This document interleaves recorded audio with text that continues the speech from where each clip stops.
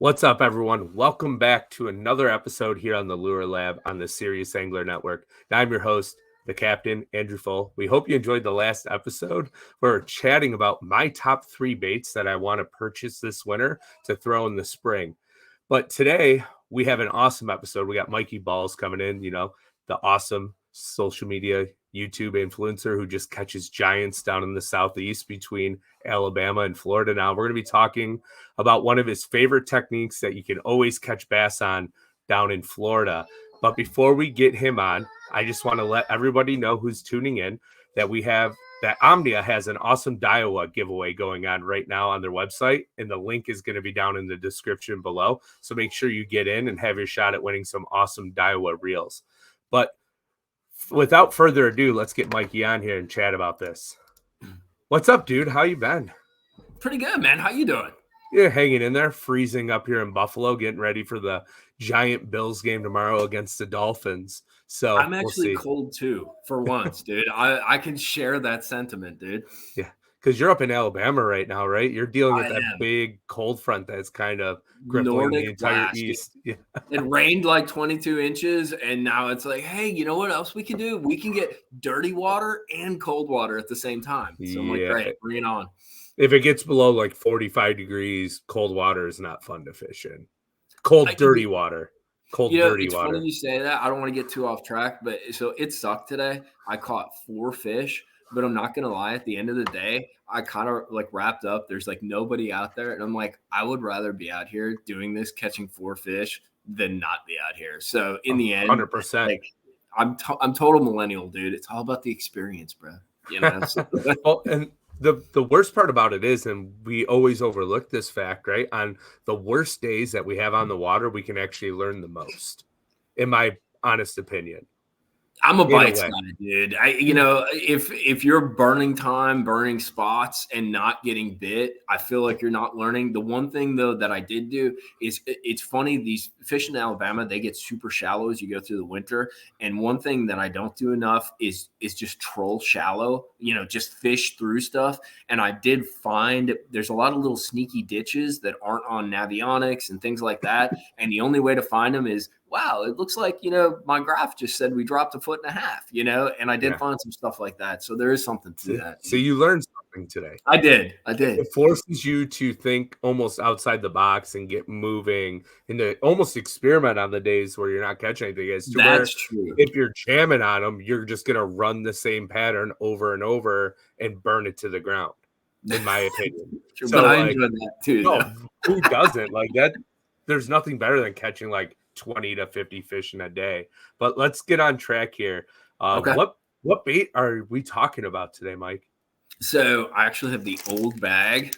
It is this guy right here. Ooh. So there's one bait in Florida that has probably won more money tournament fishing and put more big smiles on faces, and that is the Gambler Ace. This is actually specifically the Fat Ace.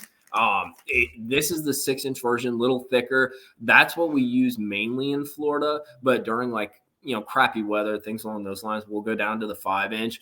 But the biggest key is the way this thing looks. And I know you're going to talk to me about it, so we'll get to that. But basically it's a stick bait. And we will Texas rig this. We will Texas rig it and rig it weedless a variety of different ways.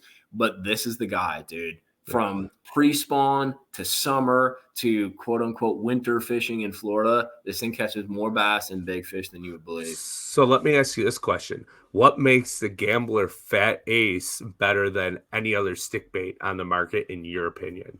I'd love to be able to tell you, Andrew. I have no freaking clue, dude.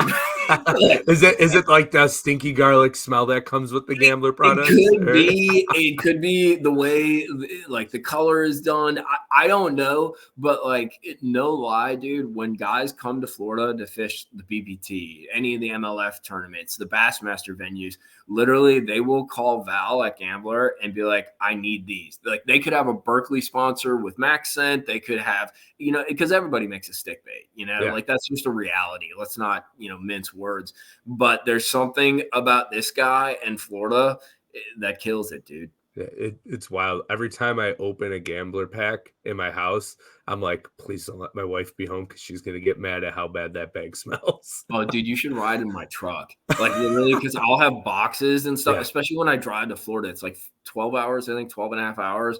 And, dude, after that, especially if I'm running the heat, like, it literally smells like a terrible Italian restaurant in my truck, dude. And it never That, goes away. that's fantastic. So let's dive into the setup that you use for fishing the fat ace, not like your rod, reel, line, gear ratio. So 99% of the time, and if guys are looking to try this out, get yourself a 3/16 tungsten weight and a 4/0 offset shank hook. I would recommend you either get your standard O'Shaughnessy hook if there isn't a huge amount of cover around, or if there's pads and thick, stocky stuff, go with your wide gap. The wide gap is better because it has that wider bite to it. So if you get a bunch of junk all stuck in there along with the fish because you're tugging them out, it gives you a little bit of flexibility. But that 3/16 and that hook, basically you can fish it anywhere. Line varies. So there's, and that's really the trick with this thing, is it's so versatile. Like, I'll even, and we can do another little lure lab on it. Like, I'll even put this on a modified Ned rig, a heavy cover Ned rig, like a power Ned, or an extra stout, like little stand-up jig. But the Texas rig setup, really, you can fish it in isolated stalks for spawning fish, using this very scattered but isolated cover. And you can even take it to the thicker stuff. So you have to evaluate what you're fishing to choose your line. Usually it's 20-pound fluorocarbon if you're going the fluorocarbon route for more of that open, scattered, isolated stuff. If you're going into that thicker stuff, you're probably going to want to up your game to braid. Otherwise, you might get less bites, but you're going to lose fish.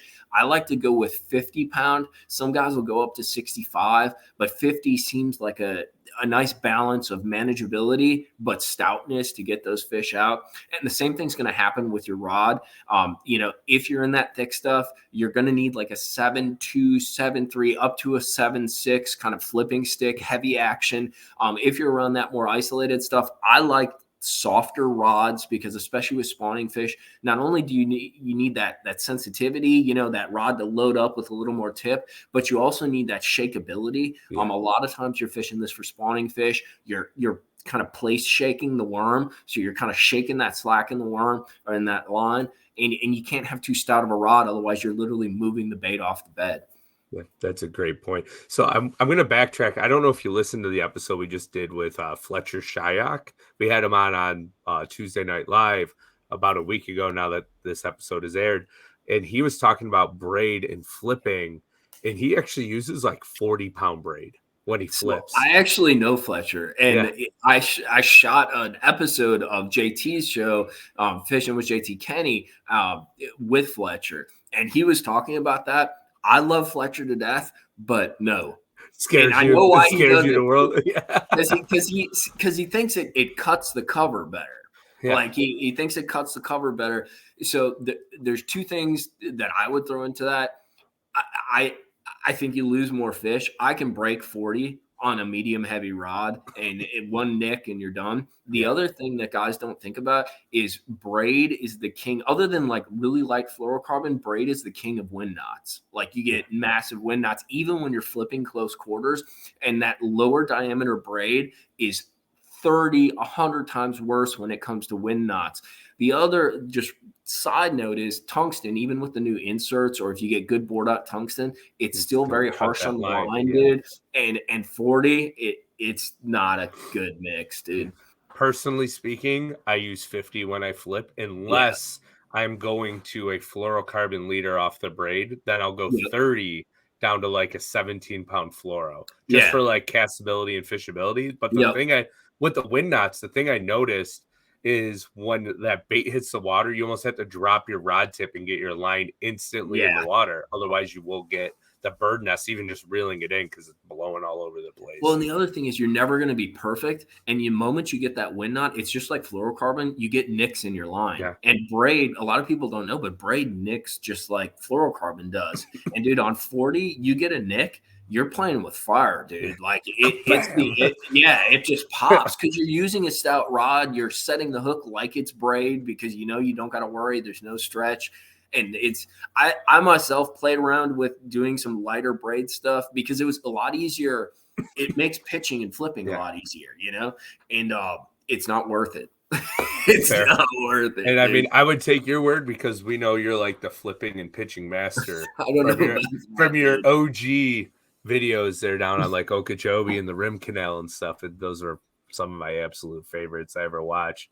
But I'm assuming that the Gambler Ace that you held up is your favorite color down in Florida, the black and blue, correct? This is a variation. This is actually called JB Blue. Okay. I didn't have any black and blue in the boat. I literally have them back at the house. I'm in Gunnersville right now, but this guy is pretty much a variation. The biggest trick is it's not this part, it's this part. Yeah.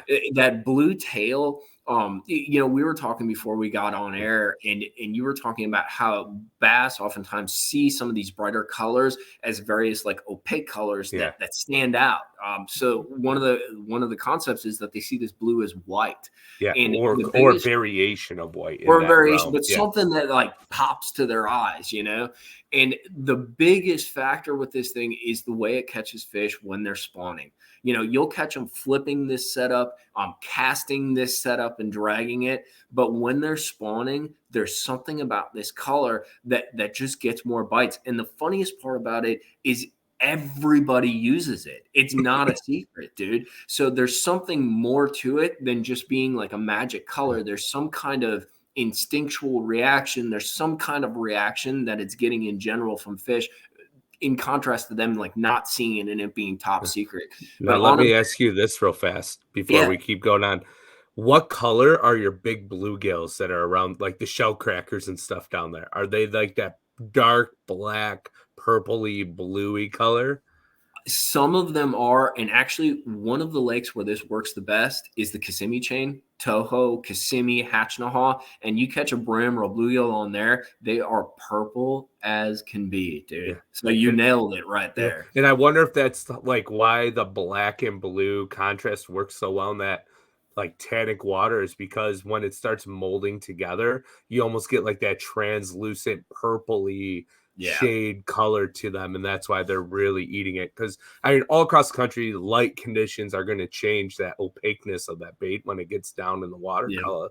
And I learned this one from walleye fishing: the deeper you go in water with a certain color, it actually changes color even more. Yeah, which is crazy to think about. What do they call it? The old seshi disc or whatever that they used to drop down. Yeah.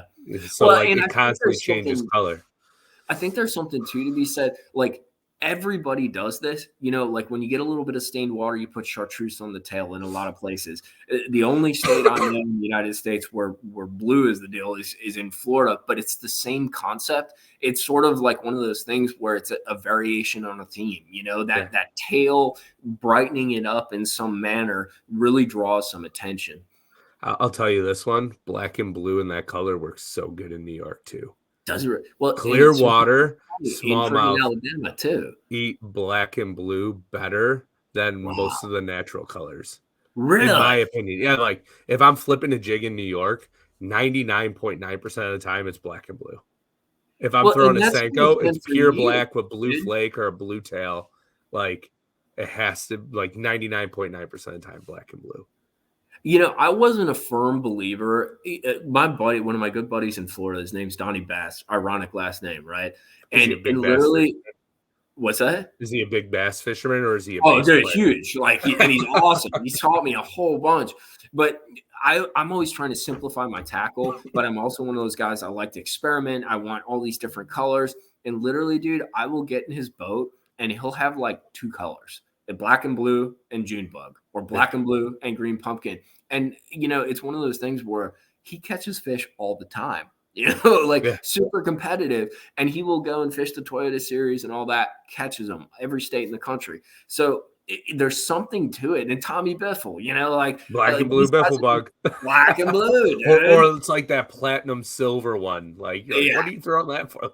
But you can't argue with standards. Like at some point, like that cliche, like there's a reason. There's something behind that cliche, like there's something that works. Just like green pumpkin was a mistake in the laboratory. Company was trying to pour watermelon and they poured green pumpkin. Really? Then you had green pumpkin born. Yeah, I was listening. I don't remember. I was reading an article about it. Like green pumpkin came about, I believe, as a mistake because back in the day everything was black or Yeah. watermelon red. And like they were trying to pour watermelon and it Oops. came out too dark and it was green pumpkin. And it turned out to be like this amazing color. The most Which I standard color ever. I Yeah, find that that's really hilarious too. cool. But yeah, green pumpkin was a laboratory mistake by a company and now everyone loves it. So That's so cool. you kind of mentioned it before. What are the best ways you have found to rig the Gambler Ace? And like one more time, reiterate like the hooks that you use to rig it on for all of our viewers and listeners. So if there's one way to rig it, like you're just going to Florida, you want to catch some fish, Texas rig it. And in Texas rig it, your 3/16 is your drag rig. 3/8 or a half is more of your flipping, your cover oriented, your close quarters fishing kind of. And I'd recommend tungsten because one of the beautiful things about this is it's straight and streamlined, so it gets through just about anything. And in contrast to like a lot of your creature baits, your worms and things like that, it doesn't have that curly tail, so it's not going to be wrapping around things as it goes down or as it comes up. So if you don't need that much weight to actually get it down. The other thing that I'll do, this is actually my sneak rig, and I kind of hinted at it. Gambler makes what's called a power Ned, but you can also do this with like a standard sort of 45 stand up or a stand up stout hook jig, like a brush guard jig. Yeah.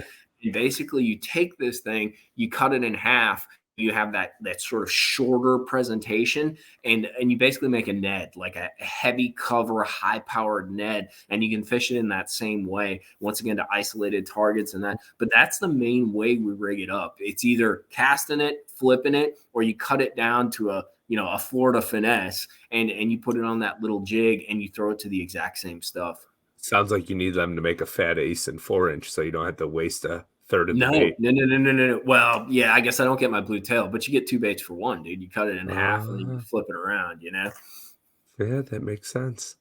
That makes I'm sense. cheap, bro. I got a boat payment now, dude. A house payment. I don't even. Oh man, boat payments. That just hurts because I bought the new boat. I ended up buying a Camus, which was really sweet. I got a Bought 19. the most expensive one of all, dude. Yeah, CX-19. I got a really good deal on it. I couldn't say no, dude. That boat's a rocket ship. Like it's Really? terrifyingly fast for a 19'9" boat. Yeah, we'll talk about it later. But so digressing here, back on topic.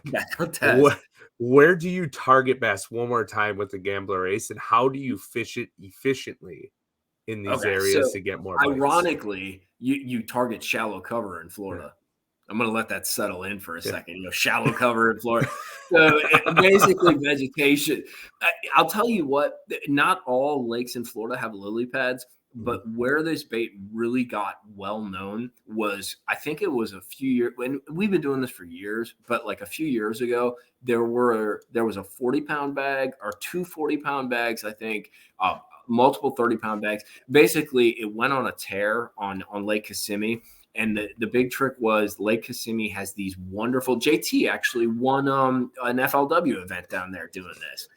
It has these wonderful little clumps of lily pads. So you get like a 3-set crown of lily pads that are just going, oh, throw to me. That's what they do. You're on your boat and you look over and the pads are like, hey, I'm over here. So like these little isolated clumps of pads and these isolated targets, isolated bully whips, isolated cane. And that's where it really kind of came to fruition because, like I said before, it doesn't curl around anything. It's it's not clingy and it does nothing. Like it's a dumb bait, it maybe the tail shakes a little, but there's no ribbon tail action or anything like that. So you're basically your isolated targets. That's number one. The other thing is too, flipping it along walls. We have what's called maiden cane or Kissimmee grass, which is a very stout, dry, almost kind of like a hay. And it's perfect for getting through that without, once again, hanging up, falling straight through. The other thing that you'll do too is, since we have so much shallow vegetation, the thing that's different is not having any vegetation at all. So you'll have a huge span of grass, right? And so there's grass, it all looks the same, and then there'll be a hole. And that hole is a hard spot or a bed usually. So you can actually put the bait into that hole and target those holes because that's what's different, But that's your basic presentation, and then you can always just drag it. You know, throw it out there. There's hard bottom, there's Do nothing shell, with it, just and just friggin' drag it around, or an eelgrass flat. You know, that's the other thing too. Once again, that tail is not having a tail is so valuable because eelgrass is such a clingy, gooey, nasty if you have thing. a ribbon tail, it's just dude, it wraps in, you get hung, and in that straight tail, that ace just slides through all that stuff, and it's the perfect presentation for, especially to be totally honest, that early spring. Fish don't want a lot of action. They don't want it moving a bunch. They want it to seem alive, but they don't want all this glitzy, all this. What do they call it on mall rat? Not on mall rats, on Office Space. What is it? She's got to wear all this, like all the buttons on her shirt. I know what you're talking about. Oh my god, pizzazz, flair. Yeah. Shit, they don't want all this flair, dude. Yeah, they want something simple, streamlined, do nothing. Got it. So before I let you go here, because we're already at the 20-minute mark, I have one last question for you. To peg or not to peg the bullet weight? 100% peg. This is a target fishing or cover fishing, because that's what's in Florida. We're not fishing rocks and trying to float our bait up off the rocks. We're not, going for some crazy presentation. We're literally like the pads that are like, hey, hit me. You want it to get to the pad and into the pad. And actually, you know what? I'll throw you one other thing that's kind of interesting, and it seems like a little detail. But when it comes to those isolated targets, and the reason you want that pegged weight is because you want to cast it past them, not disrupt that isolated target, not disrupt that cane. That you easily swim it back to it and drag it. So you want to know that when you cast it out, that bait's going down right where you casted it. It's on the bottom. It's interacting with the bottom, which hopefully there's a bass bed right there. And as you drag it forward, that bait's right behind the weight. And when you get it to that target, you know exactly where your bait is. So you're being very detail oriented. I like that. That's where fishing is crazy to me, right? Like a lot of people will just cast right to the target, but it's those tiny little details. It's like graphing, right? Yeah. There's days that you and I know this when you're out there and you're graphing around and you see a school of fish. There's always that minute detail somewhere near that has the bigger fish than average. Yep. And it's just time on the water, learning how to do it in the tiniest little details are what help you catch bigger bass. You can be fishing in the same spot, dude, and somebody catches 25 right next to you, dude. And you catch 14. Yeah. So, or nothing. or nothing, dude. Yeah, which I've seen that happen too. It's like, good gosh, we're making the same cast. And sometimes that's all it is the angle that you present your bait, and the fish want it so much angle different. Of the dangle, dude. Angle of the dangle. Yeah. So I want to say thank you for taking the time today. I'm sure we will have you on plenty more, as much as you're willing to spill the juice. And we greatly appreciate it every time you come on, Mike. I always enjoy chatting with you, Andrew. It's always fun, dude. And we always go way too long, which means we're having fun, dude. That's fine with me. I love going long. So might as well keep it going, right? So yeah, we'll get you back on here. There's a lot more juice that I want to uncover and talk about with you that I think our viewers would love. So I greatly appreciate your time, and stay warm. And I'm sure you'll be out fishing again tomorrow. Go crack them up tomorrow and have a better day. Dude. All right, buddy. Thanks, I'll see you later. Yeah, my pleasure. Have a good night. Bye now. So, well, everyone, I hope you enjoyed this episode as we're chatting with Mikey Balls, the YouTube influencer, Mega Hammer down there in the Southeast, and talking about the Gambler Ace, which is, as everyone knows, the Senko. It's a time-old classic that just catches giant fish and lots of fish all across the country. So as always, if you're tuned in on YouTube, please hit the subscribe button, throw us a thumbs up, a like button, leave a comment down below maybe what your favorite stick bait is and setup that you use. If you're on MP3, Apple Podcasts, or Spotify, please leave a review. That helps this podcast get shown to more bass heads like you and myself and Mikey. So we always appreciate that. And thank you for tuning in, and we will see you next Saturday.